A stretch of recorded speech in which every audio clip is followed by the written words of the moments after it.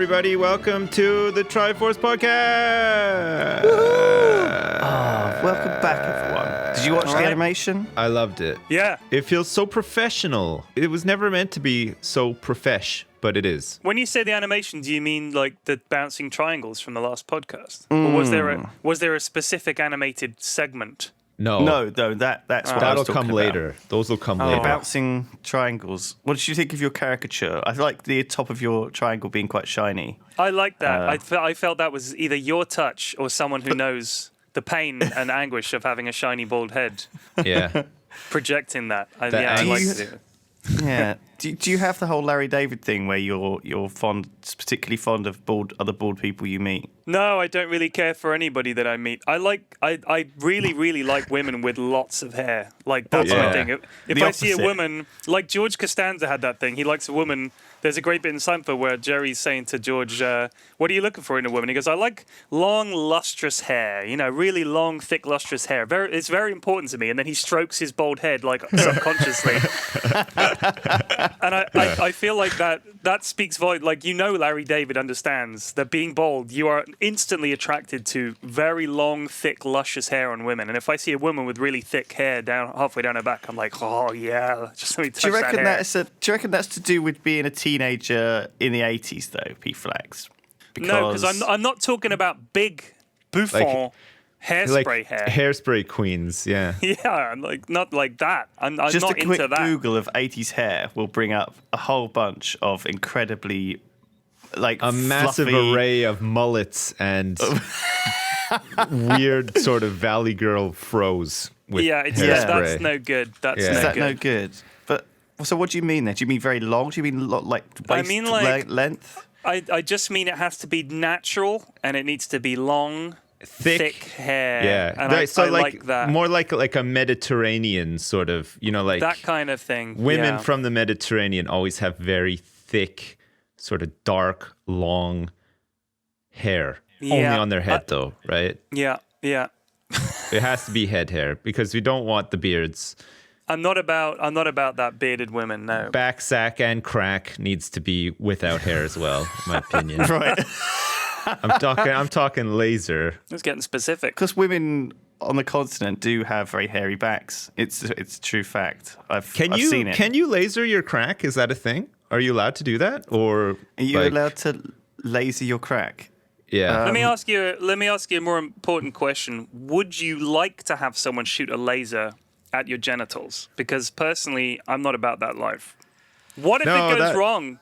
It's a laser beam. It's a bit Blofeld-ish. You know what I mean? I watched enough James Bond to know that a laser beam coming close to your groin is a bad thing. And usually somehow there's going to be a shark involved somewhere too. I feel like, no, laser beams near the crotch are like a huge no-no. Like, I'm conditioned now. James Bond did have that laser beam very near his crotch, but he was fine afterwards. So I guess, it's not going to be, as long as you've got like a little lead like pouch around your man parts. I know, but James Bond is only one example of a very close like a coin shave. purse. What about all of those other international spies who didn't have the same good fortune James Bond had? I mean, think. Yeah, he's right. Sips mutilated is right. genitals think thanks to lasers. Think about it. Like Blofeld was like, yeah, I'll stick him in the old laser crotch destroyer. Like he just pops him How in there. many people had been through that before? Yeah. We call James this Bond? one the Mangler. No, my balls. No. I mean, if you watch that those. scene, Blofeld isn't even looking at Bond. He's like turning away, chatting to the guy like, hey, did you watch that new sitcom last night? What did you think? The guy's like, it wasn't for me. He's like, hey, I like that show. If you want to I end like up the in the, girl with in the the ball bouffant mangler. hairdo. Yeah, I love that big long hair. And Blofeld's like, yeah, I love long hair. 2 times. Did you watch the Hey. show last night? Yeah, I watched it 2 times. Hey, forget about it. That's why he's called Tony 2 times. 'Cause he watches everything twice. He's got to. Yeah, he doesn't get it the really- first time, so he has to do like another pass to make sure that he gets it. There definitely was that bouffant hair. Like Elaine from Seinfeld had the big old. At least She did. originally, she had that massive hair. But it was just, that wasn't necessarily what I was talking about. Let me just clarify, right? I'm not saying that I want a woman's hair you to like be hairy women. huge. We get it. I don't want it to be puffed up with hairspray and everything. Like I'm saying Jennifer if she Lopez had- hair, right? Let's have a Like- look at Jennifer Lopez's hair. Lopez. We're gonna hair. Google it. Yeah, it's thick. Yeah, Man. that's some nice hair, and I like Yeah. the way it goes, kind of little, wavy at the bottom, and looks a little. Like the girl from that 70s show. You know which one I'm talking about? The one with the dark hair? I didn't like that show. No, I know, but 70s show. the girl with the dark hair, whatever her name is, had Period very lived through the thick, 70s. lustrous hair. Yeah, my knows- life was that 70s show. I He was like, knows how it was, and it wasn't like what that. is this historical documentation doing on television? I don't understand. So what you guys been playing this week, games-wise? You done anything fun? Done anything good? I'm going to start. I've been on like a point-and-click adventure game binge recently. I picked up a Okay. game called Shardlight, which is like a sort of a throwback to 90s point-and-click adventure games. Very pixelated, low-res, sort of pretty good story. And it's been good. It's about like 8-9 hours to finish it, but it was cool. I liked it. I really enjoyed it. And then Day of the Tentacle, if you remember that game from 1993, was Yeah. remastered and re-released. That came out this week, so I've been playing that too. So like I've just been playing point-and-click adventure games, but Did they re-record all the audio for it or not? I think they did. Yeah, it's pretty good. Because I saw like a side-by-side comparison, and they all they did was update the graphics. They didn't like They didn't like try and redo it or. The graphics needed to be updated. They got rid of the scum interface, you know, like, so they made it more sort of, you use the mouse to click through, you know, pick up, look at all that. Yeah. There's a whole bunch of developer commentary. There's a whole bunch of concept art, you know, the typical stuff that they put into like a remastered, you know, Grim Fandango was the same. There was a whole bunch of like little extras and stuff. And it was, the main thing is that it's now playable on a modern system, whereas before you had to get a DOS emulator and fuck around with a bunch of stuff or whatever. So it would have been harder to enjoy that game, which is like a classic, and now you can. Just got to pay more money for it. It's The a thing about those trade-off, point right? and click games I had a problem with was when I used to play them, because I remember playing the original Discworld point and click. Do you remember that? I never played that. No. Man, it was fucking hard as nails. And you had to do the most obscure things, like put the rat in the phone or something. It was ridiculous. Like there were these ridiculous things that you just. When I was a kid, there wasn't guides. You couldn't go on the internet. You didn't know what to do, and so those games took me weeks to get through. Yeah. No, I remember me Right? and my friend played Monkey Island 2 when it came out. He got it for Christmas, I think, the year that it came out.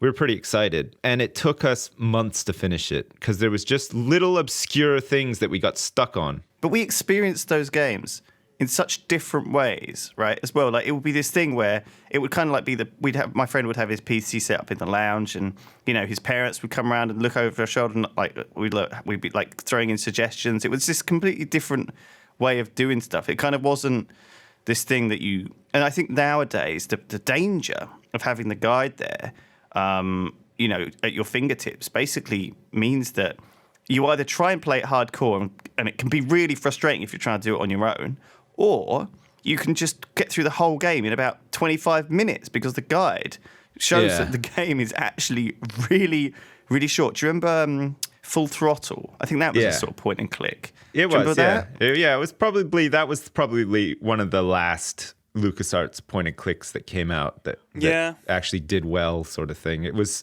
I think that was sort of when the genre was dying out, because I think adventure games as a game genre now are pretty much dead. There's always been like a couple that have come out over the years, and people think that there's like a bit of a revival or whatever, but I think it's a type of game now that's just not as compelling as it was. Like, I don't think people need that kind of game anymore with It's all so much flooding out back to there me. and stuff. It's nuts. Do you know what I think it is that a lot of games now have so much of that sort of a puzzle element to them anyway, that like games back then were much simpler, and you couldn't diversify as much. So you couldn't have a shooter that also had puzzle elements and the discovery elements and that kind of stuff in it as easily, because games were just not capable of being that big and varied. Yeah. So I think if you specify an adventure game that's point and click, it feels really simple.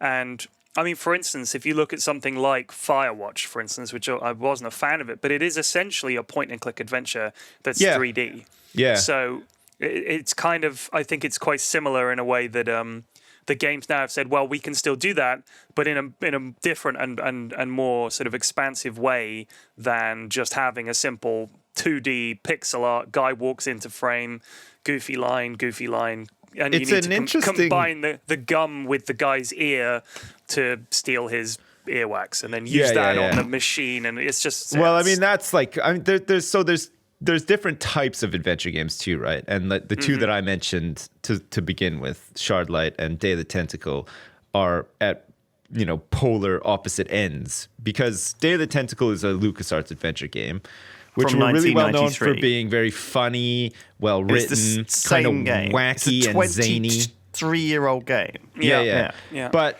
a lot of the times the puzzles aren't really straightforward. There'll be really obscure things that you have to combine together because they set up jokes and they sort of add to the, universe that you're in or whatever. Whereas Shardlight's a much more serious game, and the puzzles are a lot more sort of apparent, like you use a crossbow to shoot something. It's like really straightforward. Whereas I don't think a LucasArts game would let you get away with that, just the sort of thing that you would expect, like I'm going to pick up the gun and I'm going to shoot it. It has to be some long convoluted thing that eventually leads to somebody else shooting the gun or something that sets up a joke or whatever. So it's a bit different. But the point that Pyrian made about Firewatch being a point and click adventure, I would agree with that.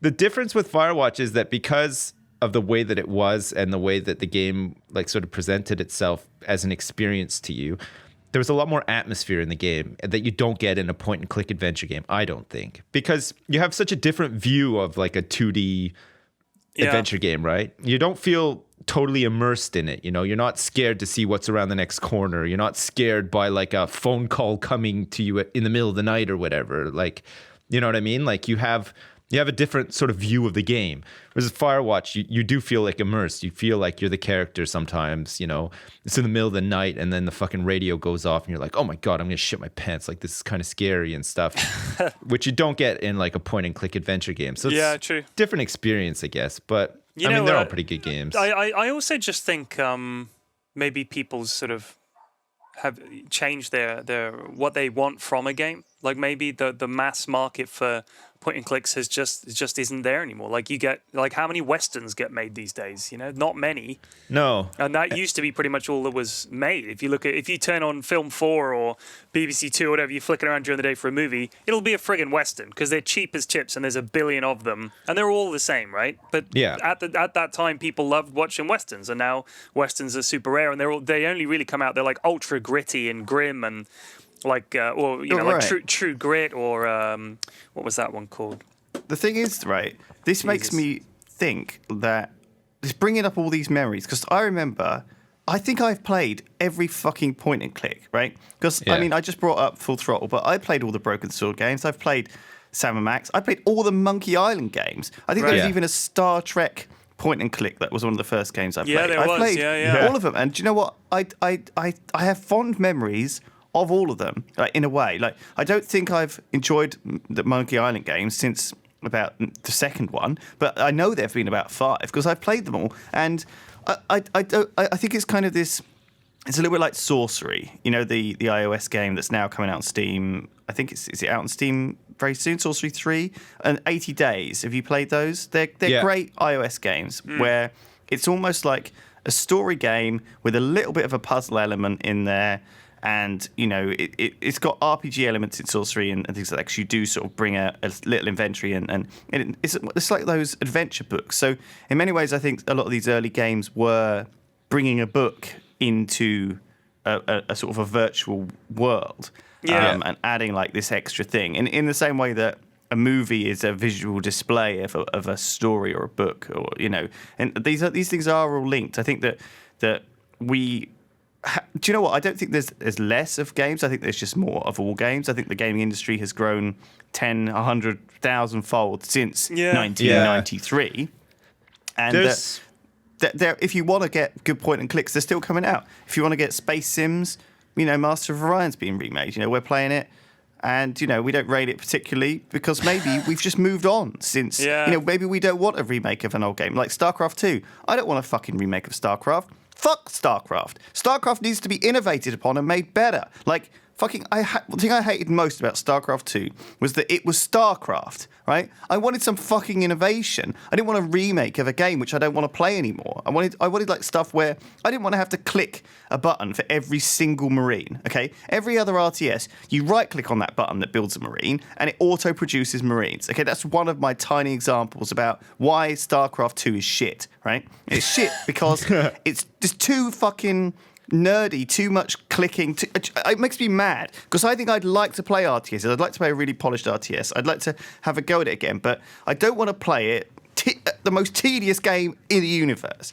I feel like there's good balance, right? I think the thing with StarCraft 2, specifically when it comes to that, is that they wanted to make it not accessible to, but to appeal to pro gamers and to have that high skill cap. And if you can just click auto build, that would be great for filthy casuals like you and me, Lulu. But when it comes to like playing that at a high level, it takes away a huge amount of the skill of macro and micro management that makes StarCraft appealing. Yeah. I don't want to play StarCraft. I stopped playing it a long time ago when I got into Dota. But for instance, to talk about making things easier, this patch is coming out for Dota, this spring cleaning patch that makes some things that, in my opinion, should be there to help people, patch. Right? Yeah. And people are like, this is dumbing it down for the idiots out there. What is this, a mobile game now? It's like, no, calm down. It's just you click on a tower, you can see the tower's attack range. Why does that need to be a secret? When are they going to cater to me though, P-Flax? Okay, I'm a high level player. All right, I don't need any of these features, so-called quote unquote features that they're adding to the game to make it simpler. I don't even need to be able to see my hero. I'm doing wrestling entrances to tournaments on a jumbo jet, okay? And what I need from this game is the competitive edge, okay? I need them to make it more difficult because I actually have 15 fingers and a highly developed brain as well. And these changes are for kids. There's loads of examples in Dota. Like one of the classic examples in Dota is that you are running away from some guy, okay? Like, let's say he's a guy with a stun, like a vengeful spirit, okay? Right. And you don't know whether he's got enough mana or not, but you can click on him to see how much mana he's got, but it's not shown above his health bar like yours is, okay? Right. There used to be mods and things like this in games that like Heroes of New Earth that would add that. And there used to be mods in Heroes of New Earth that would add, for example, with Shadow Fiend. You play Shadow Fiend or whatever he was called in Heroes of New Earth, and you'd be able to see where the raises were coming down. And it would be this. And do you know what? You can do these things. These things do exist, and they're on Dota, and they're called training games or mini games. There's a mod in the Dota workshop where you can go in there and you can actually go to a thing, and it will show you all the ward spawn boxes, and you can put wards down, and you can test, and you can learn. It's like a training arena. So, I mean, I can see when people are arguing these don't need to be in the main game, these arena bits, but at the same time, they enhance the game. You want to make enough changes that enhance the game and allow the game to be accessible and fun without it being this tedious shit. I don't want to fucking go into this stupid mini game like stacking camps in Dota, right? Is cancerously bad. It's no fun when your camp doesn't stack, and it's not because it's because you've clicked it at the wrong time, or it's because you have to learn individually each camp where to pull, when to pull, like how to pull, how many it can do. You have to learn that for like 15 fucking camps, and I mean, that's a really good example because that's something that I always just assumed. And if you don't know much about Dota and camp stacking and stuff, I'm sorry, but I mean, I'm not going to explain it. I don't think either of these guys are going to either. No. Anyway, it's. I would say that it's an obscure mechanic, okay? Somebody who's just starting to play the game or learning how to play the game will not know about that. And that sort of leads me to believe that maybe it wasn't intended design. Like, I don't think that when they were designing Dota 2, as a game to be played, they really considered that people would actively do that, or it would become this like staple high-level strategy sort of thing. It's something that I think players just started doing, and it became like a popular thing to do, and now it's become so part of the game. But it seems like kind of a shame that it has become part of the game as well, like because it takes away focus from the fun elements of the game and forces you to do this really dumb shit in the game just to like sort of keep up because you know the other team is doing it. You know what I mean? Like you have to do it now. I really like it. I like it because it does add a tactical element to the game. And I think it would be bad to remove that kind of stuff or to not reward it. And the idea that you have to do something because the enemy's doing it, well, then the response that you do to that, and we had this in a game the other day, is they stack the camps and you go as a group and steal their stacks. So it's like, or you can make your own stacks, or you can just lose because their carry's going to get more farm, or you can, there are multiple responses to that situation. And I kind of like that variety. And I also think what you were saying about how the camp stacking was probably an accident, I agree. It almost certainly was a simple check. Like, so imagine that you have these little areas in the jungle, which is sort of a neutral area, and there are monsters that just randomly spawn on the minute mark on that location. If there's nothing else there, either an existing neutral enemy or a player or an observer ward, right? So what you can do is go and attack the enemies. They'll follow you out of the spawn box. If there's nothing in there, some new neutrals will spawn in. You walk away. The original neutrals now go back and you have twice as many there. And you can repeat that like 3, 4, 5 times. So you get these, what we call stacks of guys. Yeah. Now, that is worth doing. But it's also a risk reward because the enemy can come and farm them. Or, listen, I like think that. The broader topic here is I think it's a little bit like the psychology of gaming in a sense that you know why they put those little puzzles in Mass Effect or whatever. So when you're going or picking locks, right, in Fallout, it's to break up the repetitive shooting, right? It's it's why in Wolfenstein, which I really enjoyed. Actually, I didn't like. I finished. Last week I talked about how I really enjoyed the New Order. I really did enjoy it. I thought it was great. Man, Story I feel like fantastic. Wolfenstein is going to be something that we end up talking about every week somehow. Like it's just one of those things where it's like I played the DLC, right, which is called the old whatever. Is it any good? The old whatever. I cut. Wolfen it was crap. Something. The old whatever. I didn't enjoy it.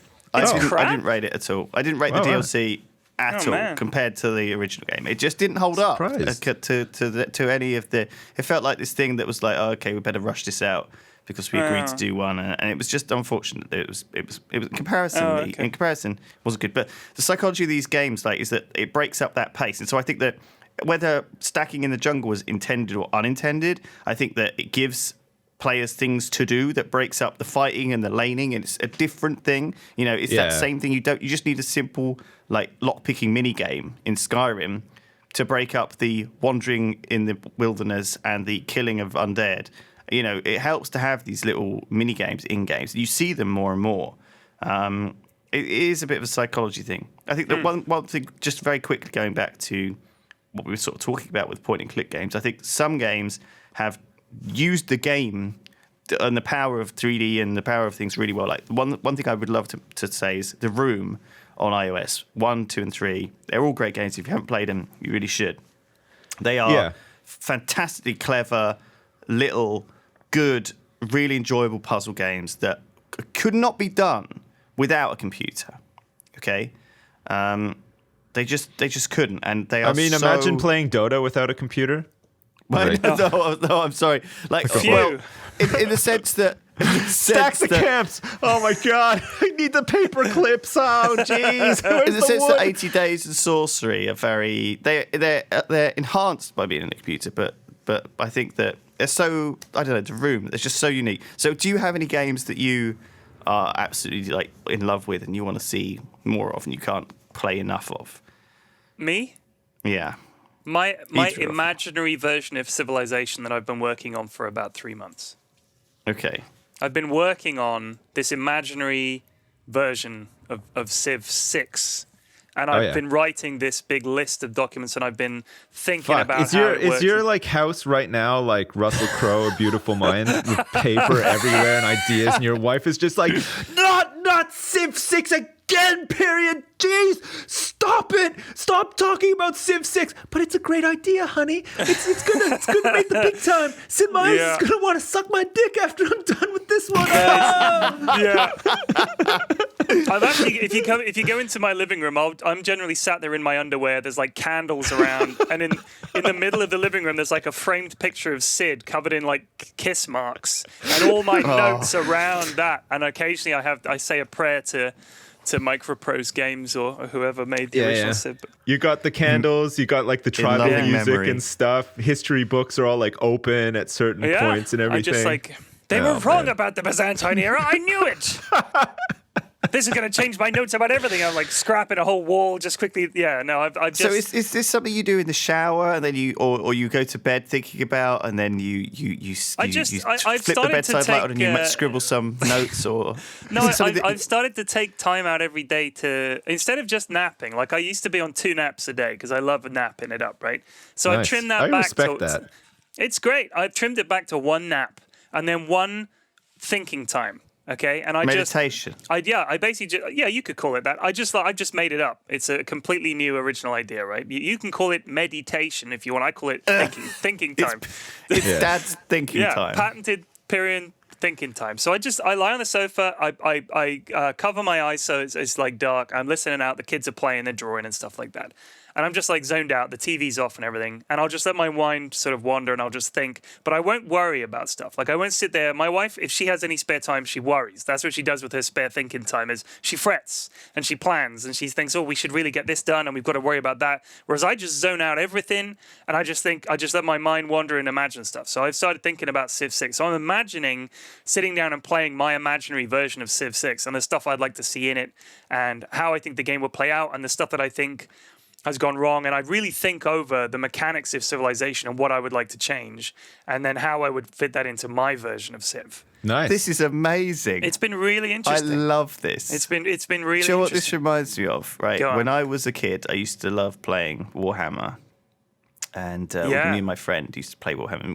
We can't be more than about 9 or 10, right? Right. Yeah. And the time when I played Warhammer was the time when Necromunda had just come out, and it was this big thing that they were promoting all the game shops. And whenever you go into a Warhammer shop, it's always a cycle, right? It's like Blood Bowl. I think I missed Blood Bowl, right? But you were a little bit older than me, so you were the Blood Bowl generation, right? Yeah. Anyway, but bear in mind, there weren't Games Workshop stores the way there are now, like all over the place.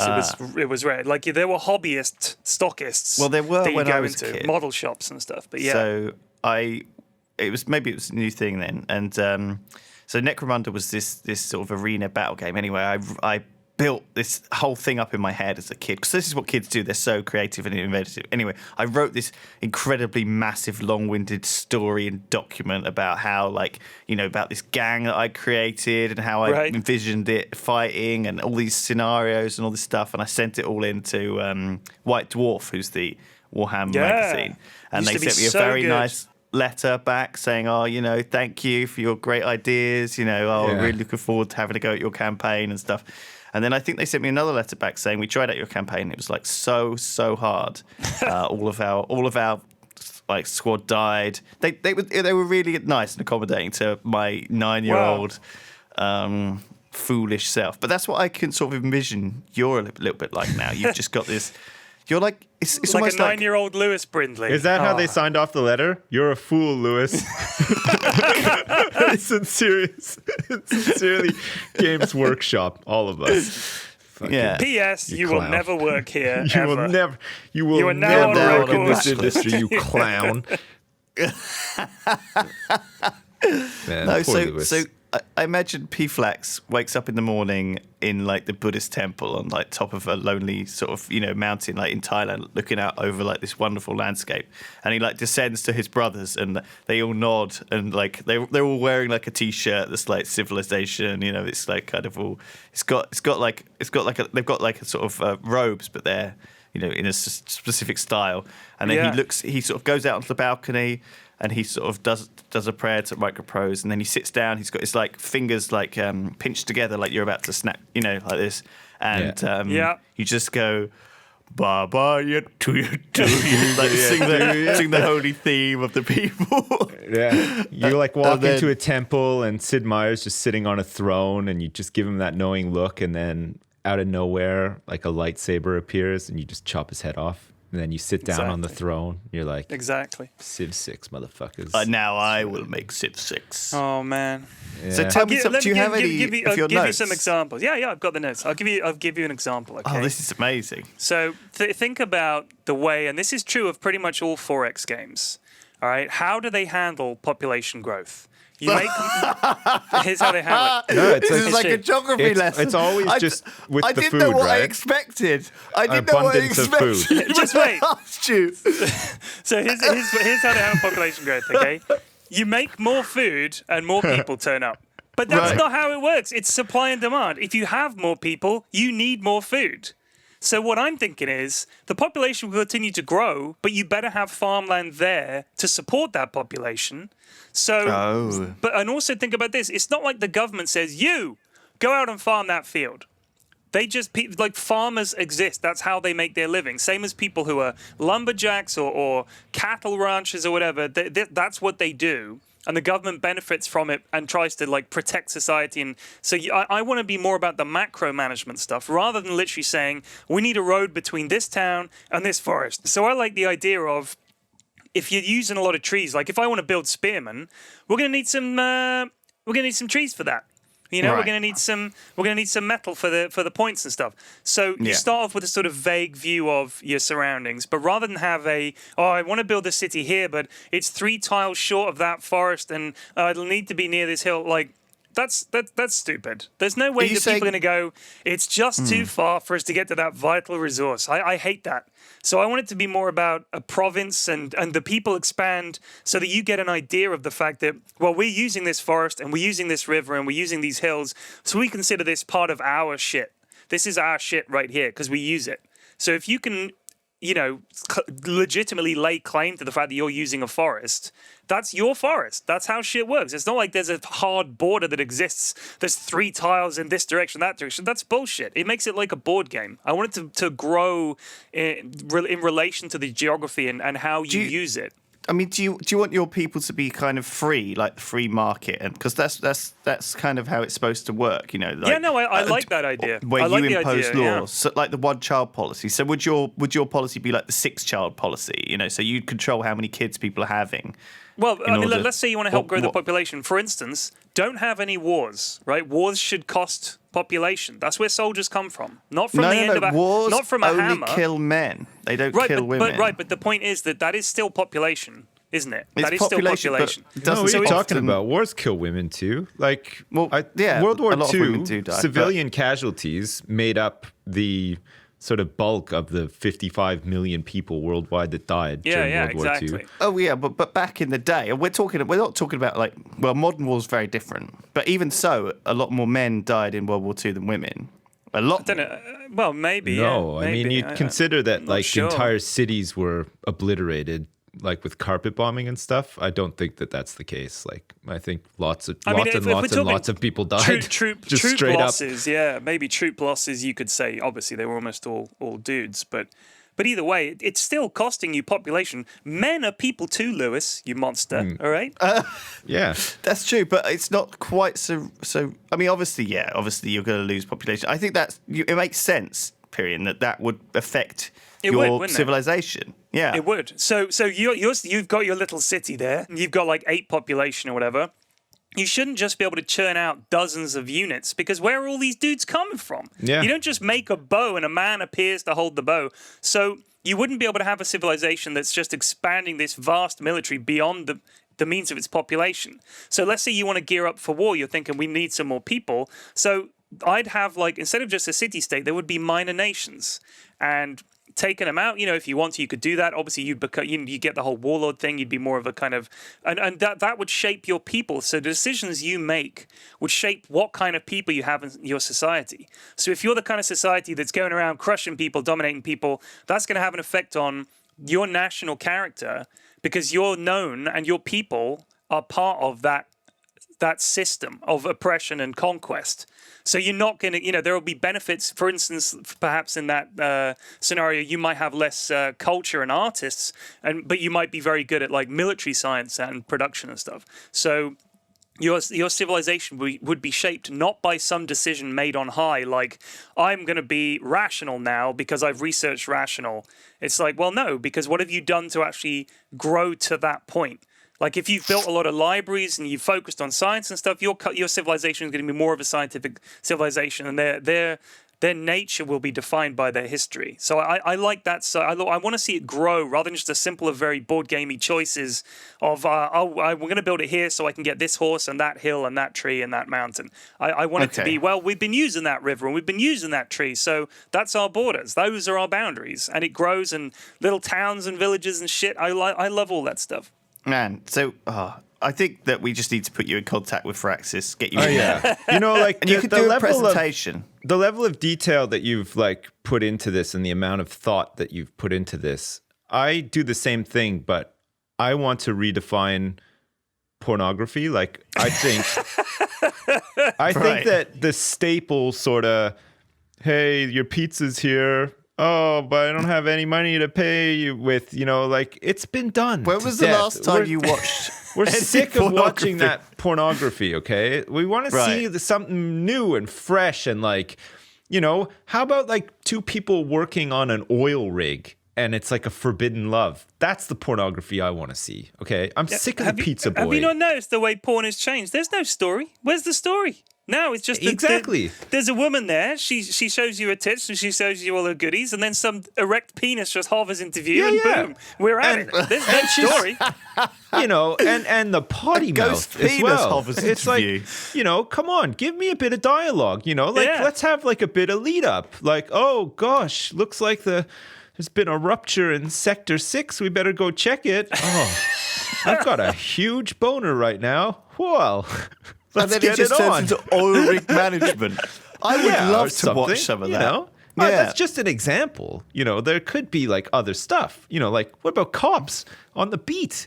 Be like, we got a 187 reported at Frank's liquor store. Can you copy? Sorry, I'm blowing a guy in the back of my cop car. Unable to copy. I have a code 69 going on in the back of this car. Yeah. Oh, Jesus. 69, oh my God. Someone needs to clap for that. Wow. Somebody needs to get on all of this because I'm getting bored over here, okay? Yeah, like the same, I feel you. It's the same shit over and over and over, and like I want a bit of pizzazz. Pizzazz. I don't want pizza, I want pizzazz, okay? Like let's take the pizza out of pornography, okay? Never again should they make a pornography video or movie with that storyline in it. They do. They've I'm stopped sorry. like 20 years ago. Yeah, you're watching your 1990s VHS. You're still watching the old VHSs over and over again. I know. I found them in my friend's basement. They were his dad's. He had a whole stack of unmarked VHS tapes, like in the boiler room of his house. Wow. And then we watched them. Yeah, and that was it. It was all pizza delivery and tennis lessons. What fucking tennis lessons? I mean, come on. Nobody's having sex at a tennis lesson. Okay, oil rigs though. You never know. Yeah, you're out there. It. Oil rigs. You're isolated. Yeah, it's just two guys, two dudes. on an oil rig. Two guys out there, working hard but playing harder. And there's a helicopter coming in with a set of supplies. Yeah, flown and the supplies by a just happens to be good-looking tennis coach. Yeah, like a bunch of like masseuses and lube. What are we going to do with all this lube? Oh, jeez. Looks like they got the delivery wrong again. What are we going to do with 3,000 gallons of lube? Jeez. Oh, shit.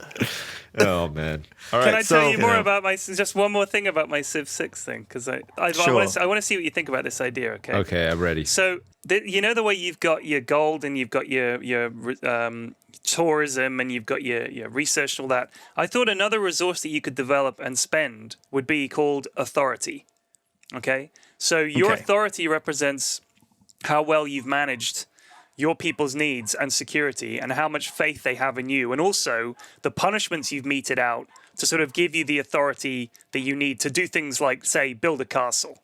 because you build a castle, so you'd get some authority from that. So if you wanted to do things like change some laws or do something, your authority would be affected by that. And you can then spend your authority on various things I haven't come up with yet, but I'll come up with it. But it's like a measure of your power and your influence and how likely people are to do what you tell them and be happy and not rebel, because you've got the authority level to keep them in check. And you get little quests from your population, like there are some bandits fucking up my shipping route.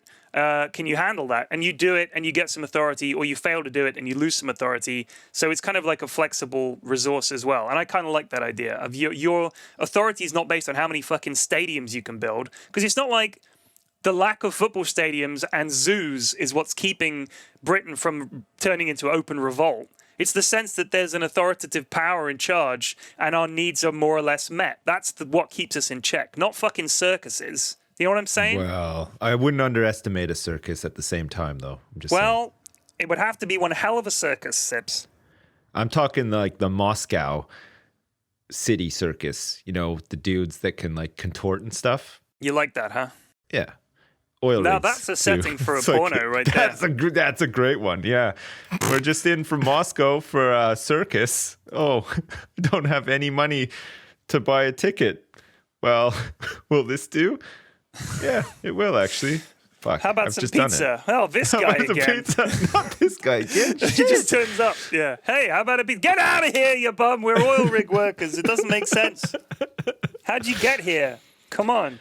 Man, your Civ 6 ideas are pretty good. I'm not into Civ enough to fully appreciate them, but I think if you're a Civ buff, maybe like those are really good. They'll tear it apart, but I don't care. I've got all kinds of ideas. I like it. Do you know what? It's a little bit like your religion. You know, it's your religion. It's your peaceful place right now. Yeah. People can't break that down. People can't tear that apart. They can't take it away from you. They can't take it away from you. It's mine. Oh. Pyrian's Imaginary Civ 6 is a game that I play in my head, and you can't touch that. Yeah. It's the MC Hammer of thought. You cannot take it away from me. Maybe with a laser we could get it. No, you can't laser it out. It sort of makes you think, like, if you could play a game right now, even a game that doesn't exist, I guess for you it would be your Civ 6. Yeah. Just to see how it goes. I'd like to work on it. For me, I would love to, and some games have tried this before and failed. There's been a couple of different, it's got to be a city builder for me, because I love playing city building games.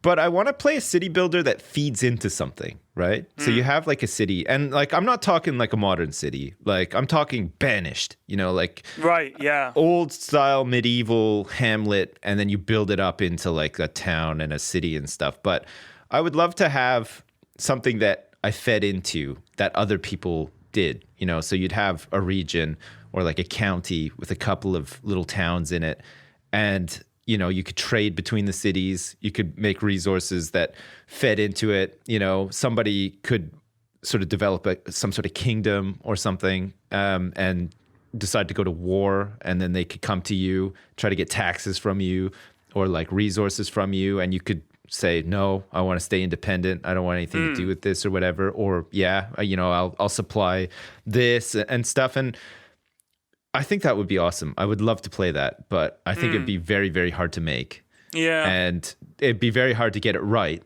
But I just love that. I love starting with nothing and building something, but then that something being useful towards something bigger. You know what I mean? Yeah. Because that is the problem with a lot of these games is you build the thing and it's just there and now you have it and it's like, what now? Like, it would be good to then manage it on a sort of macro scale would be kind of interesting. Yeah. Or something like Factorio. You know, you land on a planet, there's some resources. You have to set up a system whereby you can just get all of these resources and it fed back into something. You know, it'd be awesome if they added like a Factorio mini game to like EVE Online or something like that, where you could just go off, colonize like a cool little base on a planet, extract like all of the resources, but do it very efficiently. And you have to sort of make it so that all of this stuff can leave the planet regularly and, you know, get to where it needs to go. And sometimes it can be intercepted by pirates or whatever. And that would be awesome. I would love that. I would love to play that game. But again, can you imagine playing Civ where when your city gets to a certain point, you have to go and city skyline that city. That'd be And awesome. so you then spend 25 hours playing City Skylines, come back to Civ like 3 weeks come later, back like to Hitler on your doorstep with like 50 howitzers. No! While you've been building that motorway, we're here. Oh shit! I would love that. That would be like my dream game. But again, I think it'd be too hard to do, and I think it would be. It's not that the technology would hold it back. I think it would just be too hard to get it right so that people would want to play it and it would not be just a big fucking complicated mess of shit. Did you ever play a game? It was a Games Workshop game. It looked like Settlers of Catan before Settlers of Catan existed. It was like a series of hexagonal tiles. Was it called Citadels and Cityscapes or something? Let me just Google this. Google it. He's Googling it. So, what else have you been playing this week, Sips? Have you played anything good this week? No, that's it. I played that, and off and on, I've been playing The Division, which everybody seems to dislike it, but for some reason, I actually kind of like it so far. I haven't gotten to the end game yet, so yeah, maybe it'll get grindy. But I still haven't installed it. I will. I promise. But I'm so busy. I had no internet at home, and so one of the things I was doing, I've got internet now. So hopefully I'll just be back in Dota. But one of the things I'll be doing every day is doing like one of the runs on Binding of Isaac. So they've added this in Binding of Isaac expansion Afterbirth. There's basically this daily challenge which Nilesy and Rithian are into. Right. And did you ever play Binding of Isaac? No. I've played it briefly, like not enough to fully appreciate how like people love that game, don't they? It's like a mini cult. It's pretty old school, and like the way it's a kind of in many ways it's like a bullet hell, and combined with a sort of very randomized RPG system of stacking items together and getting a lot of synergy. And man, I've really enjoyed it. So this week I just do the daily sort of challenges where it starts you with a character who's already sort of got an item or something like that that's pretty rare and unusual. Yeah. And so you play the game, and every run is always totally different. I've played maybe like 20 runs this week, and every one, my character is completely different in so many ways. Like one of my guys is surrounded by orbiting like creatures who shoot shit. One of them is like a giant fly. One of them like laser beams. Anyway, I finished it. I killed Mum and Mum's heart 11 times. So then I unlocked all of the special stuff, and that unlocks the two areas from the Rebirth, which are the cathedral and like Sheol, which is like super hell. And man, hell. It's great. It's like you go up to heaven and hell are like the two sort of end gamey places. And like, so I killed Isaac, who's the boss of Cathedral, with the blue baby, which is like really hard to do. And that unlocks an item on Isaac called the D6, right? And so whenever a new item drops in like a treasure room, you can re-roll it. And so it's really powerful because you can basically say, oh, this is a crappy item, I'll re-roll it, and you basically get like 2 chances to get something good that synergizes with you. And man, it feels great playing Binding of Isaac. You can become very, very powerful once you get a feel for the controls.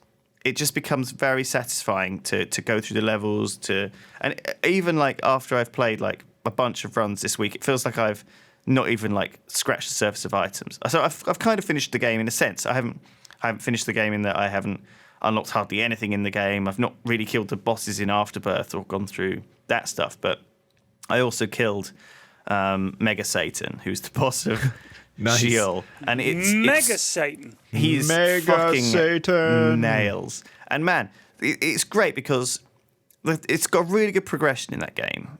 You start off and you're quite noob, and you have to fight Mom, and you do it and you win, and it's like fucking fantastic, and you're like, man, that was really satisfying. It was hard, but I did it. And then you do it again, and then it unlocks more stuff. So it's like, okay, there's now 2 more floors to kill with much harder things, and another boss. And then after that, it's like, okay, it's another floor, another boss, another floor, another boss. And it kind of is, it's great. It's a little bit like, I love that roguelike, that game, like the FTL, the roguelike game where there's so many so many like randomized things that happen that every game is different, and sometimes you can get lucky and sometimes you can get unlucky. But the best games are those like Binding of Isaac, where even if you're unlucky, there's still things you can do. So, for example, there's like a dice room, okay, that you can find, and if you step on the dice, it will re-roll all of your items. So I was like just the most gimped character, right? And I was like, oh, I need to restart because I'm just struggling through it. And then I found a dice room. I was like, oh, holy fucking shit! I re-rolled all of my items, and suddenly I'm like firing fucking laser beams that cover the entire screen. Wow. I'm using a completely different set of stuff. Or like, oh man, it was amazing. I've been completely converted because I wasn't really a Binding of Isaac fan. I thought, oh, it's too hard, it's too complicated, I can't do it. Yeah, I think I'm like that. I've heard of it and I know bits and pieces about it, but I don't have any appreciation for how good of a game it is, sort of thing. Like, Yeah, same I haven't played it enough. Man, I'll have to share it with you because, man, but I can see why Niall C has had such a passion for so long, and a lot of people play a lot of Binding of Isaac. Yeah, a lot and of have people done for a play long it. time. Yeah, I know. And yeah, I might have to try it out. By the way, Mighty Empires, for anyone wondering, was the name of the board game I was talking about, which is Mighty Empires. Mighty Empires. It was an old Games Workshop game. It was still made when they did miniatures under Citadel Miniatures, which I think was a company that was presumably absorbed by Games Workshop to make miniatures for them. But it was, you had a bunch of hexes, like Settlers of Catan, you turned them all the other way up and then you drew them and you built a map. But what you were meant to do was then, for each battle on the Mighty Empires map, the end goal was that would then be a Warhammer Fantasy battle. So you wouldn't just roll a couple of dice, you'd go spend a weekend fighting that battle between the orcs and the men at at this river crossing. So you'd have to set up your Warhammer Fantasy Battles map to sort of match the terrain that the tiles were on. So it was like a way of managing your campaign. That was the dream. And we were like, this would never happen. Can you imagine it? This was in the 80s when computers were still shit. And that's basically what Total War is. And it's like now it's a game that exists. So well, it just blows and my here's mind. Warhammer Total War coming out pretty soon, isn't it? Warhammer Total, yeah, that's exactly it is exactly what Mighty Empires was in the 80s in my imagination, and now here it is on the computer. Fuck. May 24th. Yeah, coming out. there it is. Only the AI will probably be garbage because God bless them, they can't code AI to save their lives, those boys, but they'll give it a go. Honestly, Warhammer is what Total War has needed for a long fucking time. It's needed fantasy. It's needed big old ogres stomping around and, giant fucking monsters. And it's needed that Warhammer feel to make it better. Because I, personally, not a fan of Total War. I've played all of them. No. I really can't stand them, though. I can't stand the battles. I can't stand the way it sort of functions. And do you know what? The very first PC game I ever played was a game called Shadow of the Horned Rat. Okay. Which is a Warhammer game. It was a Warhammer game. Yeah, and it was like a war. It was like Total War Warhammer. You had your a little army, and it was a little sort of campaign army, and you sort of fought. I mean, I remember it very nostalgically and fondly, but I think if I saw it again today, it was decent. I think it looked terrible. No, but that was the it's first awful, PC game I had. It was good at the time. I think that sort of spoiled Total War games for me because I was always hoping there would be these cool stuff, and it wasn't. Total War was just pretty boring. I mean, I don't want to say war is boring, right? But and these battles are boring, but they kind of are boring. It was really good. I mean, Rome Total War, the first one, the originally Medieval Total War felt really good, and then the second one was really good. Shogun, like the Total War Shogun 2 was the best that they've made, in my opinion. It was incredible. It was a genuinely really, really good game. But the problem is, all right, maybe you find the battles boring or whatever, but the AI in the battles is routinely, at release, just unplayable. Like in Empire, you would have these sieges, and the game was broken. The AI would never attack. If you couldn't leave your citadel because then they would easily win. So you just had to wait out the battle timer, and it would be like you would have to tick the option that says, "Please limit battles to 1 hour." So you'd have to tick 1 hour and then fast forward the game and wait about 8 minutes for it to fast forward through the hours. Everyone just stands there on the battlements, and his guys all stand there watching from afar. And that was like the average siege in Empire for me. Or they would just go, hey, cavalry are quick, so they'll get to the enemy first. So the enemy cavalry just runs at you, you obliterate them, and then his infantry come to you, you obliterate them because you've got cavalry and they haven't. It's like, well, did you guys not test this? Like, that's the problem I have with the game, is that AI is just awful. I think that this is the worry that I'm going to have with Warhammer. I think that it's not just the individual AI of like that stuff, it's the individual AI of your own troops too, right?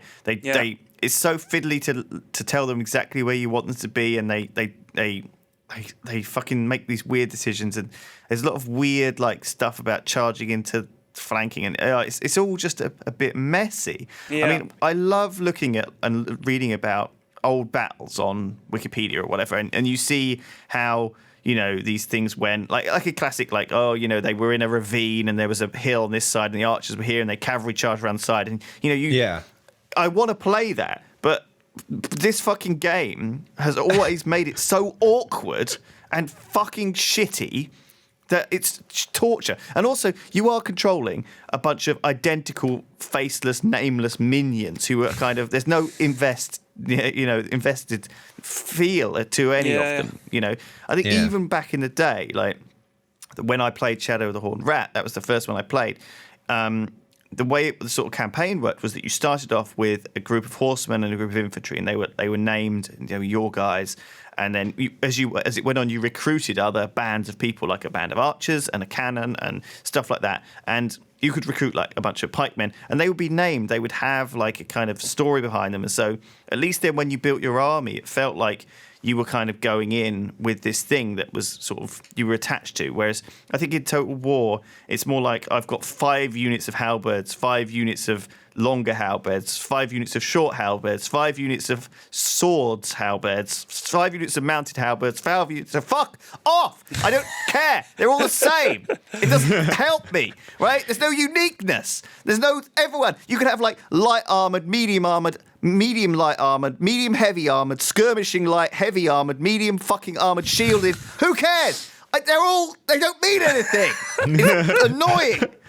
I wish it was like just one. Like I played like very briefly Total War games, right? And is it like a fairly common thing when you play it a lot to just auto-resolve like the fights? Or is the thing with that game you have to do the fights? Because that's like just the main part of the game. the entire game. That's what you're doing when you're also resolving, by the way, in Total War. You are skipping the entire game. You might as well be playing fucking chess. Yeah, because I just thought that maybe the game was really good, like on a grand strategy level, like making a granary and, having a dude become a king and stuff like that. And I just found the fights really tedious in the end. Like sort of like what Lewis was saying, you just have these columns of guys and they just seem to gyrate around against each other, and it just didn't really feel that fun. I just auto-resolved them all the time, and then just some stopped of them playing I did. So the ones that were obvious that I was going to win or lose, I did. But the big battles, I mean, there are some. You can have some great battles in it, really. There's nothing quite like it, but the problem is that you need to get all these community mods that actually fix the game, because the battles are so miserably awful otherwise, and the AI is so clueless and very easy to manipulate. This is the problem I have with a lot of games AI, is once you figure out what they analyze about what you're doing, it's very easy to manipulate the AI with sort of feints and things, and they always buy it. Like if they code some AI, they need to put in some. Occasionally, it needs to not respond that way. Yeah. Like instead of just having case X, we do this. Case Y, we do that. It's like, well, then I just make out like I'm going to do this. You guys do this stupid thing, and then bam, I just own you in the same point every time. It's stupid. I think what pisses me off about this game, most of all, right, is that it's taking up that space in the game industry, right? In that these guys are known for making this game. It's like imagine if Football Manager, right? They were Football Manager, the kings of Football Manager, right? They are. There are not very many other people making Football Manager games. Oh, there are, but they're all awful. Go on.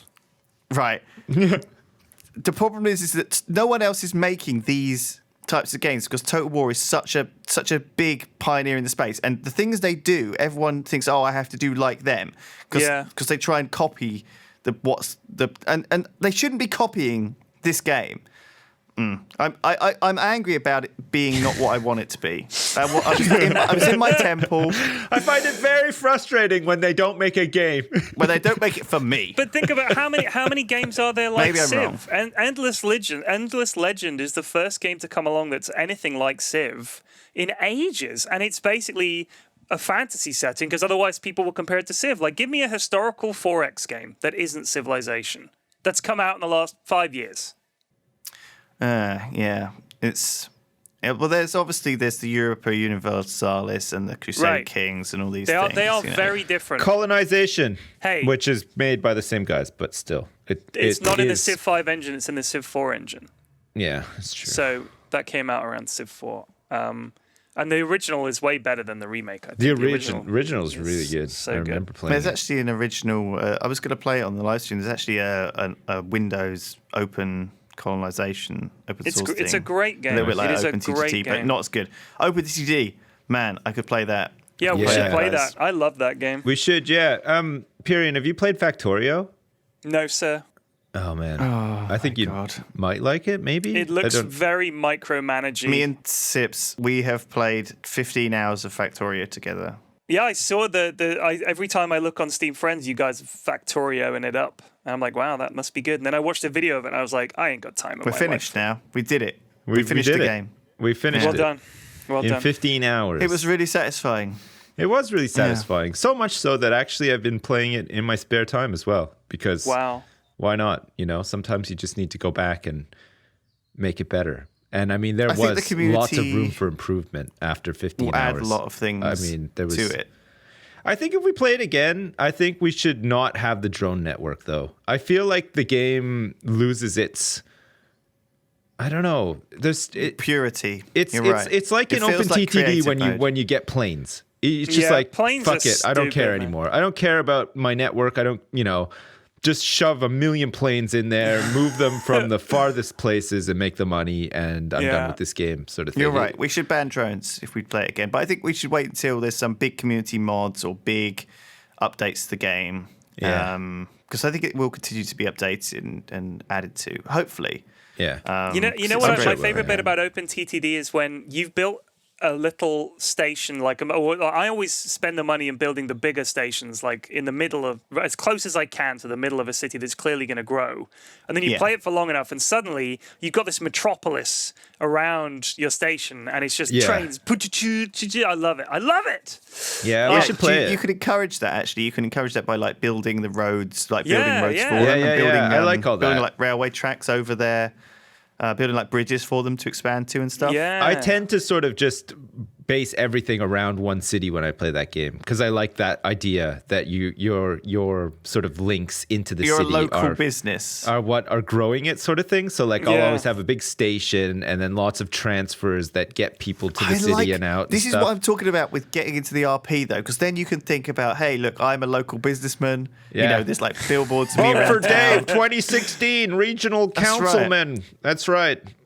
I'm gonna do I've got stuff a little bit for of you. money. Yeah. I'm going to start a bus route. Yeah. I'm going to work my way up. I got to a wife. having I got trains. 2.5 kids, and I drive a Hyundai. family sedan.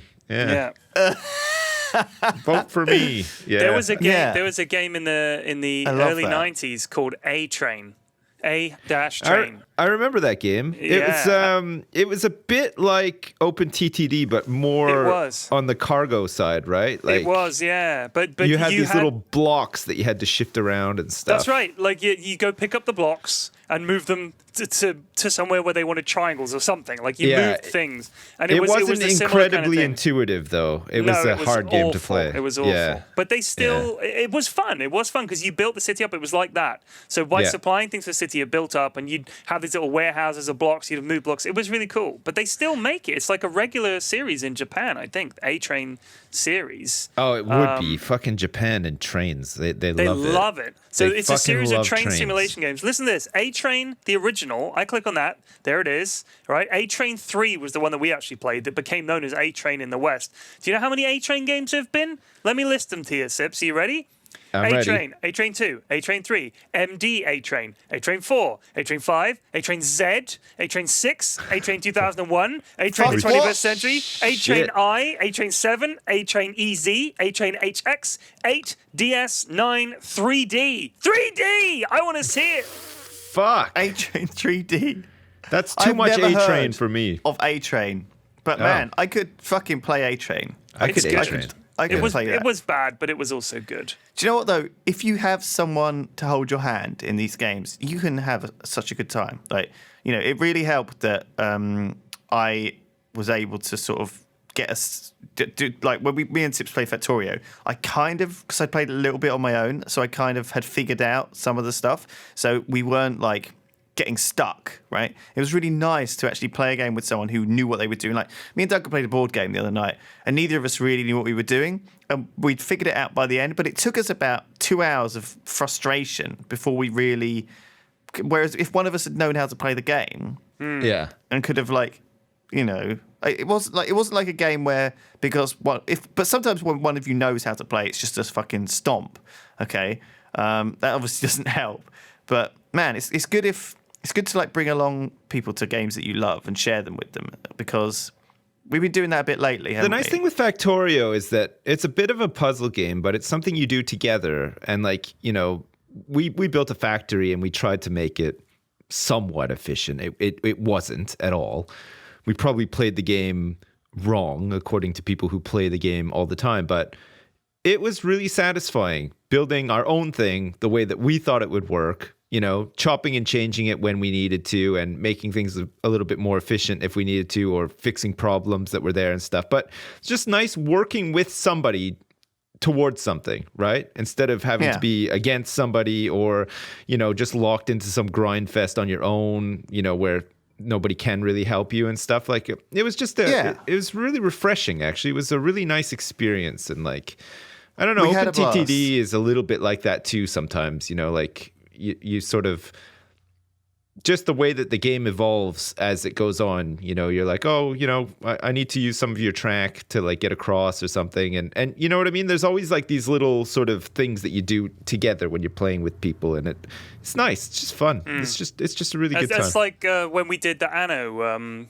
1404 Lewis, and it was nice because working together, that's the difference. I think you can do that on OpenTTD. We can work on own the same company and share the same trains and manage the same system. I think that we probably should, because I think that that's how sounded very Swedish there. We should. This is like most of the games board games that I enjoy playing are kind of cooperative board games where you work together towards the same goal rather than you know, aim to knock the other people out. I think that building and stuff and creating and working together on certain games works way better. It wouldn't work on something like Civ, but that kind of feels like a different. I think it would work in something like Civ if you had a really brutal and competent AI to play against together, you know, where it was really a challenge, you know, and you couldn't just sort of pick up on AI patterns and work around them, sort of thing, you know, like it was just a challenge sort of thing. I think if it was real time too, right, and there was this constant pressure to, you know, I think that's the thing. I think with turn-based, that doesn't lend so well to co-op. I think turn-based works well with versus, whereas I think in something like OpenTTD, I think we'll have a lot of satisfaction. I think the problem with OpenTTD, as opposed to Factorio, is that one of the nicest things about Factorio is that it had a very complex end goal, which is build the rocket and send it into space. Okay, that is something which OpenTTD and sometimes other co-op games sort of lack. But Anno is a similar thing. One of the end goal is build a big cathedral, which requires a whole shitload of stuff. And I think that's what we did. Was it P-Flax? We aimed to build like a monument. And so, yeah, I mean, it was super satisfying playing that co-op. It wouldn't have worked playing it versus. I don't think it would have been really. I quite like the idea that you're just trying to work together to build something rather than just try to fight each other. And I say that having, you know, played lots of games like that. Creating yourself these goals and these milestones is so important, I think, and it gives you this real sense of closure that, like, because I'm kind of done with Binding of Isaac now. I'm like, okay, I've done what I set out to do, which was sort of finish the game, unlock these items, and I'll share it with other people, and I'll show them how much I enjoyed it and try and get them into it. But in the same way, like it's not like it doesn't matter. Every game you have to kind of get to. Some games I think are a bit problematic in that you just play them forever because they don't have this end game closure. But I think that variety is. Having had no internet and being able to play no Dota for a month, it's opened my eyes to like other games that I'm missing out on, and so I'm not gonna come back to Dota in the same way. You animal! How could you abandon me? You are an animal. I think I will play it, but I won't play it the way I've played it previously. You mean you'll play it well? Is that what you're saying? I won't play it exclusively. He's gonna get his game face back on, get back into the track pants and microwave meals. I've been,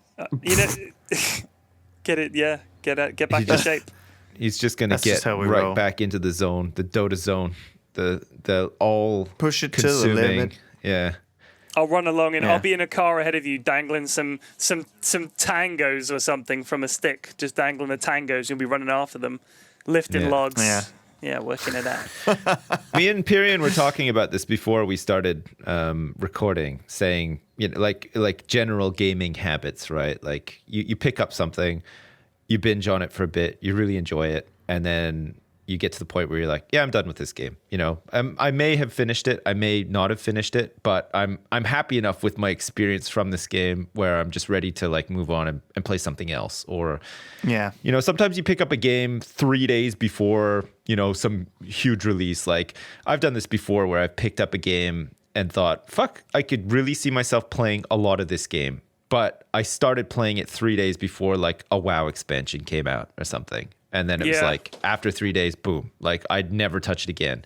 And it's not because I disliked it. It's because it's the kind of gamer I am. Like I'm pretty fickle in that sense, where I'll pick up something, play it for 3 or 4 days, play it a lot, and then just move on to something else because I've just, it's satisfied my craving for that, like point and click adventure game or building a city or just doing something, and then I'm like, I'm ready to move on, and then I'll move on to like a totally different genre or just pick up something that's new or whatever.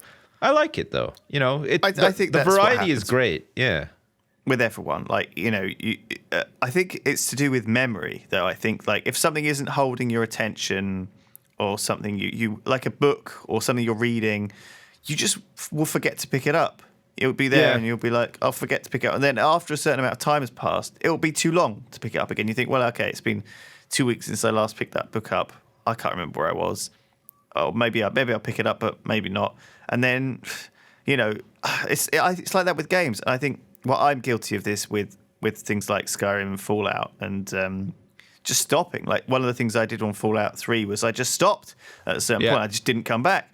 And I don't know why, I just did. And obviously at some point I thought, oh shit, it's been too long. And if I logged into that character, I'd think, oh fuck, I don't know what I'm doing. I don't want to go in like back into the game. I guess what I'm worried about is that games have this difficulty curve, right, where they slowly ramp up. And, if you play them all in one go or regularly and you get through them, that's how it works, that's how it's designed. Whereas if you take a 2 week break, like towards the end of the game, like when you come back, it's like, oh, I can't really remember what I'm doing. I don't want to have to relearn. Skyrim and Fallout are weird because they're open enough where you can sort of get caught up into almost insignificant stuff in the game.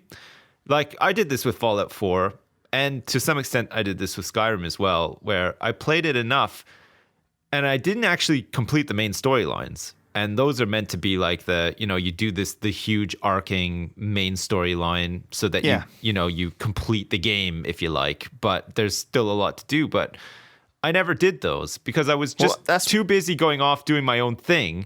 And that's what happened. In a way, in my mind, I've finished those games because the things that I got up to and the things that I did that weren't the main storyline were enough for me.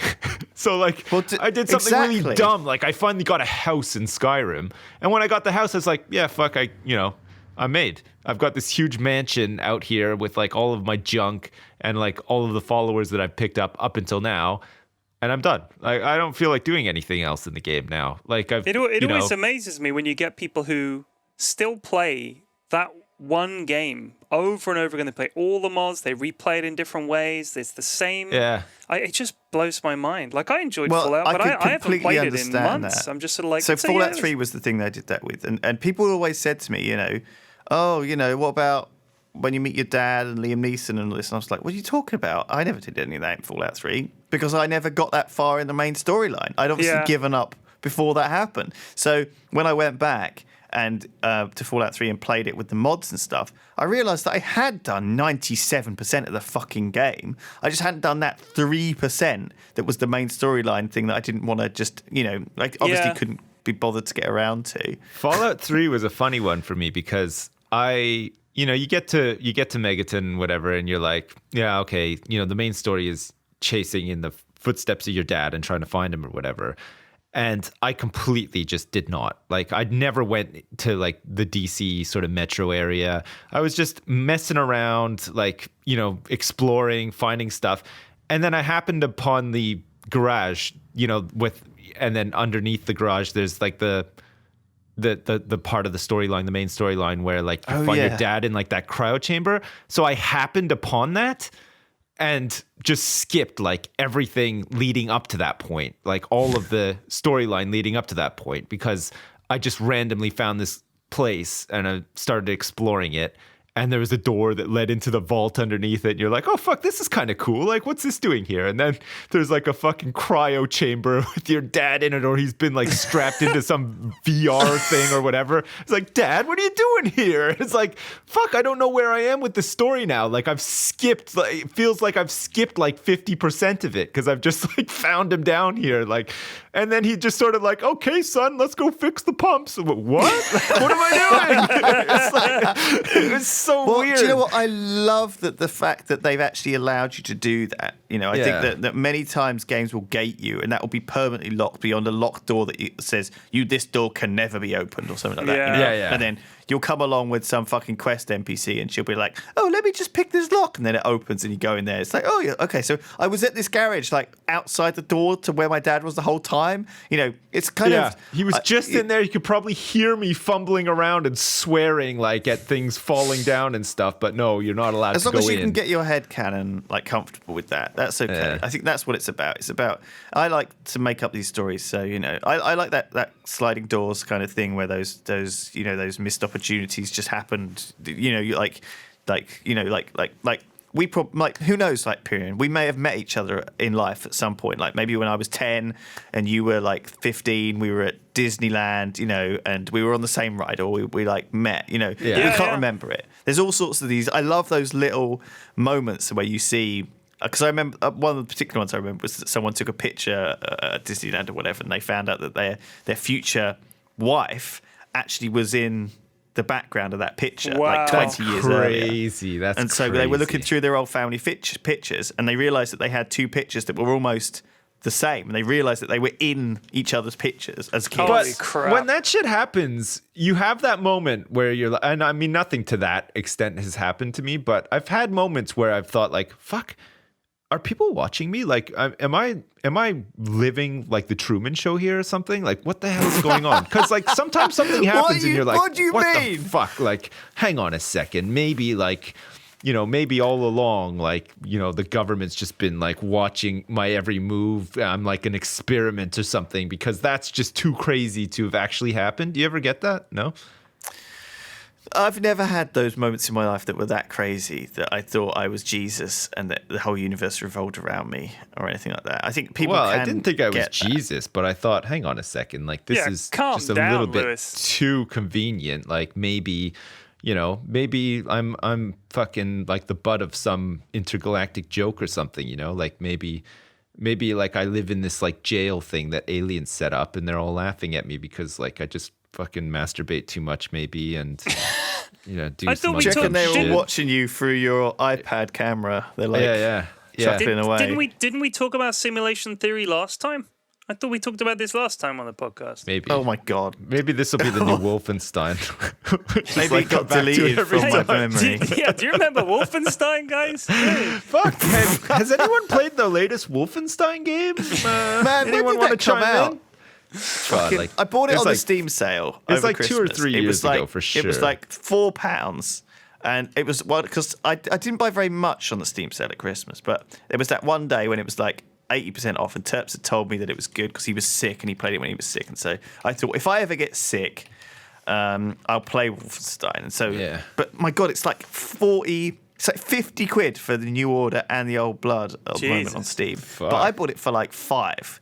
Nice. So yeah, I suggest that's an interesting thing. I suggest like just keep in the back of your mind a game that you think is going to be worth playing, and then have it installed in your computer in case of emergency. I did that with Mad Max, the Mad Max game. Oh yeah, I was just like, I bought it for like £3 or something. It was in sale, and I was like, I don't know. Is this game going to be good? Maybe. I'll try it. I liked Fury Road or whatever, so I'll give it a try. And it was like pretty good. But I don't know if it was good because I only paid £3 for it. Because maybe full price, I would have been disappointed. Have you seen the state of the Steam store at the moment? Oh, no. It's a fucking disaster. Let me list you the shit that's available to me, all right? All right, The Division, all right? So that's a big title. And then Chronix Action Champion, which is an awful title for a game I'm never going to play. Arma 2, which has been out for fucking ever. The Vive, which I've already pre-ordered. Soccer Manager 2015, free to play. That's going to be garbage. Hitman Absolution, very old, wasn't very well received. Steam Link, don't care. Defcon, again, very old game, already got it. Steam Controller, not interested. Arena Cyber Revolution, don't care.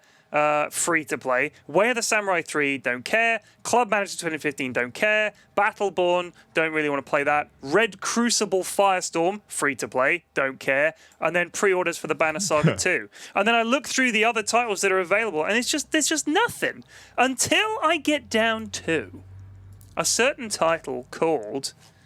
One second, let me just get the full title because I want to get this right. It's called. What list are you looking at right now? Because I'm looking at top sellers right now. Right, I was looking at all new releases. Okay, all new. Okay, well, suggested. So I want you to type in for me, Sips. I want you to type in Candice, Candice, and look at the game. Candice de Bebe's Incredibly Trick Lifestyle. That's the name of the game. I want you to look at this. Okay, this has mostly lifestyle. Positive reviews. I don't know how. 15. It's had 15 reviews, mostly positive. Was released on the 22nd of March, which was 2 days ago. 2 days ago. It is a adventure indie RPG maze. It actually uses the tag meme. Yep. So I don't know. Is Candice de Bebe a thing? Like. No. It's just a piece of shit game that someone's made. It's like a gag, right? So they've made this gag game. Just looking at it makes me want to uninstall all the other games I've ever purchased and just go live in a house in the middle of nowhere somewhere. But these games thrive off of YouTubers, though, right? Like, because you know that a game like this will be picked up by a popular YouTuber and they're going to load it up and be like, what the hell? Like, this is crazy and stuff. And people will watch it and stuff. And the game will sell off the back of that because everybody will want to recreate that hilarious experience for themselves. And how much is it? $3.39. So it's not it's not 10p like Bad Rats was. Because Bad Rats is like one of the most sold games on Steam, but it's because it was 10p. So people would just buy it for a joke present to give to their friends and stuff. Somebody bought it for me.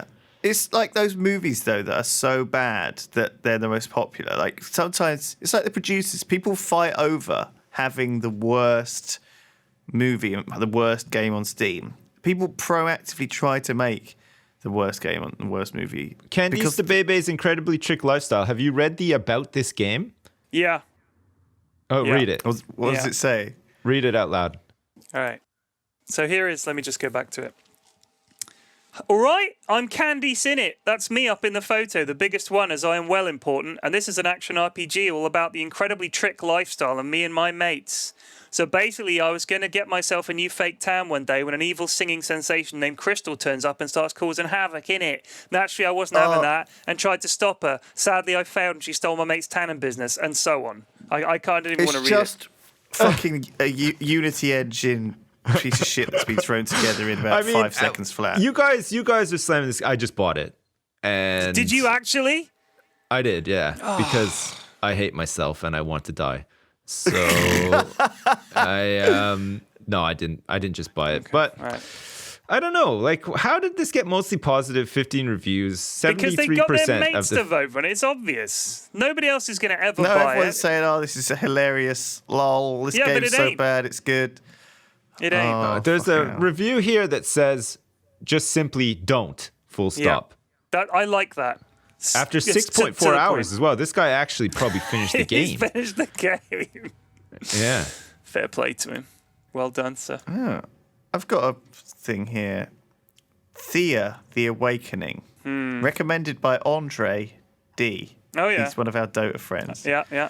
He's written a fucking 2-page review of this game. Yeah, he does that quite a bit. recommended. Yeah. What, Candice the 86 Babies? hours he's played it, and he likes it. It's got very positive reviews, over 706 reviews. That's impressive. You know what I find interesting? I like the whole queue thing that Steam does. And it's funny sometimes. Like, I'll explore my queue for you guys today, all right? You ready for All right. this? Yeah. I have Yeah. 11 remaining. Okay, so Smite is my first one. I already Don't own Fuck. bother. Yeah, don't I be played it. Yeah. ridiculous. Second, Total War Warhammer, which I will never play, but fair enough. Pre-order. So that's a pre-order. Homeworld Remastered Collection. I vaguely remember playing Homeworld. How back in the old day. is Homeworld? It's pretty old, but this is the remaster collection anyway.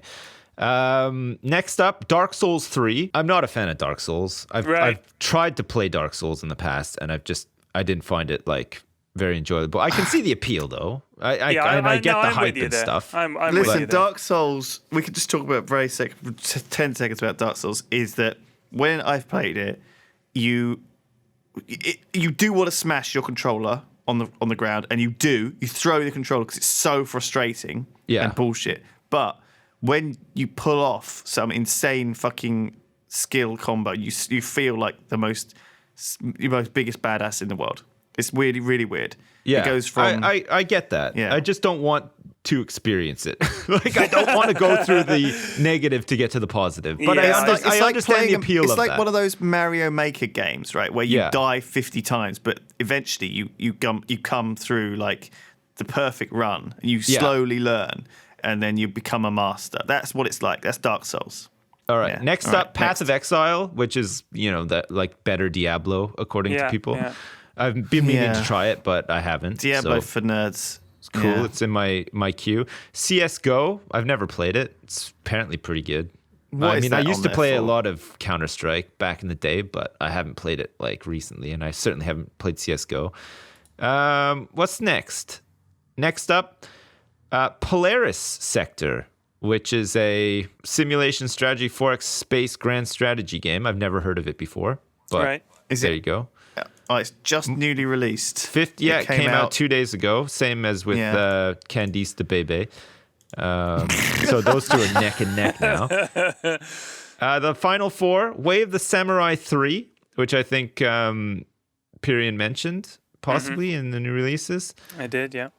Sheltered, which kind of looks a bit like This War of Mine. Remember that? Yeah. This War of Mine was awful. I hated it. Oh, I liked it. I thought it was good. Hyperdimension Neptunia Action Unleashed. I mean, Fuck me. Steam, literally, I've never played an anime game once in my life, and this one is quite clearly an anime game. I don't know why you're recommending this to me, unless maybe you think I need to try something new or whatever, but... You know what, Sips, I'm in the same boat. Somebody bought me Hatoful Boyfriend as a joke. I never installed it, and since that point, every time I go to my thing, it's all, how about some fucking anime period? I'm like, no! I want to take, don't show me this shit ever again. If a game has the my tag God. There's no anime, option. Or don't is there an show me option? that. I don't know. I want to say, here's a tag I don't ever want to see anime. If the tag anime appears, banish it from Steam for me. My personal view, it's invisible. Battlefleet Gothic Armada, which isn't even out yet, so it's a pre-order thing, I guess. And finally, Arma 3, Okay. which I've never played. That was my cue. I don't know why. I mean, there's better games on not here very to helpful. recommend to me that I might buy, but none of those I would have bought. I don't think, except for Do you, if Ken what do you think about came up. like the curators and stuff? Do you follow any of like the curators, the people who like suggest games for you to play? And it's just a lazy way of, because I still read PC Gamer and I still read Rock Paper Shotgun as well. Yeah. And it's just a lazy way of getting almost like a recommendation or a review out of them. If I don't have time to read it, or I've fallen a bit behind on reading it or whatever. I find it kind of useful, but at the same time, it's such a weird thing, like nowadays there's so many games coming out, like more than there ever has been before, right? Like there's such a huge amount of choice of games to buy. There's all these early access games coming out, indie games coming out. There's all sorts of shit to try. And because we do what we do, we tend to, my Steam library is fucking huge. Like I have so many fucking games that I've never even installed, like let alone even thought about playing, sort of thing. And it's weird. I feel like I'd love to go back to the days where I was genuinely excited about a game coming out and reading about it, and months later it finally came out and I would play it and experience it, enjoy it, and then sort of move on to the next thing, instead of just being inundated with thousands of games and having all these like mini experiences but never sticking to anything. Like it's hard to explain. It's really weird, but I think it's weird because a game will come along that I become obsessed with, like say Dota, and play constantly. XCOM 2, finished that. Like I've never finished games and I could not wait to finish. I just wanted to see what happened. Like I was really caught up in the story and my guys and trying to finish the game and see all the monsters and bosses and everything and get all the levels. I really, really was really, really into it. And I'm hesitant to start a new one because I know they're going to bring out the expansion. So I'm like, when the expansion comes out, I'm going to start again, do the whole thing again and stuff like that. Yeah, there's a lot of mods for XCOM 2 though. Like I watch a guy play it. He's just done a playthrough on Legend. He's completed the game. It's very enjoyable to watch. His name is Christopher Odd if you want to watch it as well. And he's going to start season 2 soon, which is just going to be another playthrough, but he's got a couple of mods this time. So like he's got like the blade mod so that your rangers never miss with their swords, and it just makes swords a bit better because they're kind of shit. And just things like that. So just a couple of little things to just make the second playthrough a little bit different, And I think that's a cool thing. XCOM 2 is really great, isn't it? Yeah. It's a really good game. Let me give you my queue because I haven't looked at it in a very long time. Okay. All right. But I've got 11. I've got 12 titles on it. Factorio is on there. Yeah. Which I know you guys are recommending. The Division is on there, which I know we were talking about maybe playing. Stardew Valley, which I kind of want to get into, but at the same time, I just really don't fancy just having to lug potatoes around in a barn. Like that's too close to my real life anyway. Fucking for some reason, fucking Hyperdimension Neptunia is on this shit. I did not fucking add this. I'm gonna click not interested. That is out of my list now. It's a fucking conspiracy, okay? I bet you they've paid money to appear in everybody's fucking queue for like a week or something, and then you'll never see it again. Because like that, what the fuck? I don't own a single game. Yep. That is any way related to that game, and it's in my queue. Yeah, it's utterly bizarre.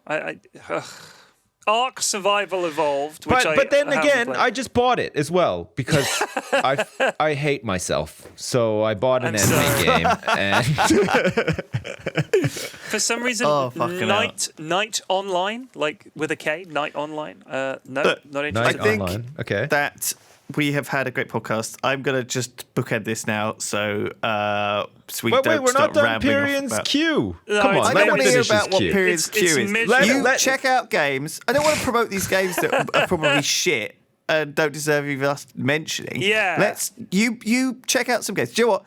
I actually care a lot more about the people who've actually reviewed stuff. So based on Andre's fucking essay about whether that game, I'm going to pick that one up and have a go, and then which we'll one? Hyperdimension XU or whatever. Report back. Okay, listen. Before we bookend, we have a couple of questions. We'll bat through them quick. Okay. Okay. Real quick. All right. Quick fire round. All right. First one is from a man or a woman named Jet. Top games so far for this year. Quickly.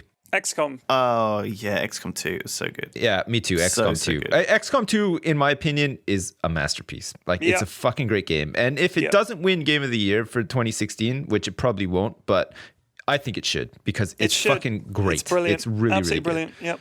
Next. Van Lieutenant asks, this is a question for all of us again. What are your opinions on a trip to New Zealand? I get asked this all the time for some reason. Like, too far. No thanks. Yeah, me too. Too far. I got family and stuff.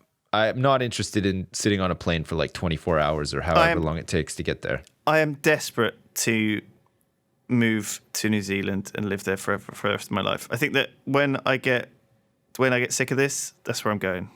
Cool. Wow. I'm gonna be there. I'm gonna become completely a hobbit. out of left field on that one. Like 2 to 1. It's like two completely people who opposite. just don't want to go because I was hoping to get me and an Duncan were inconvenience. hoping to go to Yeah. New Zealand this January, but we ended up not doing it because of various things. So Right. maybe next January. Next winter we want to go there.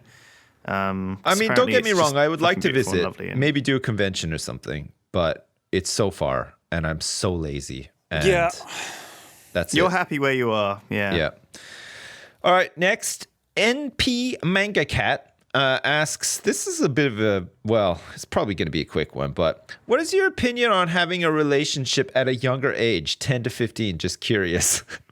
What do you think about that? You know, first time you ever kissed somebody, was it within that age range, 10 to 15? The thing is, you can't have a meaningful relationship between the age of 10 and 15 because you don't have a fucking clue about anything that life has in store for you or anything, right? Like, No. and And even when you're from 16 to 30, you still don't really have a clue. No, that's true. Yeah, but And most relationships don't, kind of really bed down to them till their mid 20s. More power to you, though, if you enter a relationship between the ages of 10 and 15 and you stay with that person until the day you die. As like long in your as 90s you or are whatever. between 10 and 15. Yeah. As long as you're happy, that's cool. But I think between the age of 10 and 15, I think you should just like go out and have fun and do shit and not worry about relationships. Just fucking drink Mountain Dew, eat Doritos, play video games. Play lots of and colonization and don't be a filthy... Whatever the kids are doing these days, playing Basement dweller. colonization or whatever. listen to music, go to the disco, I don't know. Do a roller skate with your friends. Anyway. Next one is from this last one. The Vault 13 Legend asks, first compliments. Love the Doritos podcast. Bravo, lads. That's nice. Thank you. Nah. And asks, what is the worst job you guys have had and why? Can you guys think of any jobs that you've had off the top of your head that were terrible? All of them. Yeah. I didn't mind my jobs, but I had a paper route when I was really young and I was forced to do it to like teach me the value of work and money and stuff like that. I fucking hated it. And I used to dump all of the newspapers in a forest by my house and then go to my friend's house and play Nintendo instead. Nice. Oh my God. What a fucking guy. Well, yeah, but I come from a place where it's like minus 40 for 6 months of the year. And Do you know fucking what? hand delivering newspapers was That like is the worst time of my life, I worst. think. The worst time of my life is being forced to stand out on a sports field when in primary school with shorts on in the middle of fucking winter and having to run around and in the absolute freezing ass cold with shorts on. Fuck you. Fuck you for making me do that. Yeah. Whoever, Mrs. Burge or whatever your name was. Yeah, where are you now, Mrs. Burge? That's right. I'm on a podcast, and where are you? Probably just like retired and having a nice time or whatever. But still, the shorts, you fucking miss. Can't believe it. Yeah. All right. Yeah. Got anything else, P-Flax? Worst job? Bad jobs. Honestly, I've never had a job I enjoyed apart from this one. So I hated all of them. I hated working. All of them? I hated working for some arsehole. And pretty much every job I had, every single manager I ever had was just an arsehole. There's just something about That's being just a how we manager roll. that attracts arseholes. You're not my manager. You're not the boss of me. Cool. Little do you know, P-Flax. Go on then. Fire me, Lewis. I'll walk out of Get this back to work. podcast right now. Yeah, sorry. That's fair enough. No, this Yeah, honestly, like slacking. I'm saying, this is literally in terms of jobs I've worked in a warehouse one summer. It was a pharmaceuticals warehouse. So the truck working comes in a warehouse is pretty good though. I worked in a warehouse. I enjoyed it. It was two good. people. It was me and one other guy, and he was at least mentally backwards, possibly. And they worse. had a massive over delivery of lube. Oh, Yeah. the lube. Yeah, we had to get And down me to and it. this guy didn't know what to do with it. We just had so much lube. Jeez. Oh man, the lube. Yeah. So anyway, on that bombshell, It was awful. I suggest we say goodbye. Thank you for listening to this podcast. It's been about same length as last time, surprisingly. The time just went by a lot quicker this time. Yeah. Thank you. Let us know if you enjoy it, and we'll carry on doing it. Hopefully we enjoy it. We're going to have to figure out a way to monetize this in some way. But we'll worry about that in future podcasts. Let us know what you think we should do. Yeah. Lewis and wants we to go to will- New Zealand, so we have to somehow get some money I together do eventually want to ship him off. Yeah. to go there. So yeah, we'll need some funds to The do that. downside But yeah, of him going to New Zealand is that once he does that, we probably won't be able to do this podcast anymore. So you have to weigh it up. And no you know. more Dota. So yeah. So donate if you don't like the podcast, and don't donate if you want to see it continue in a weird way. right. Yeah. Okay, that sounds good. See you next time, everybody. Bye. Bye. Bye.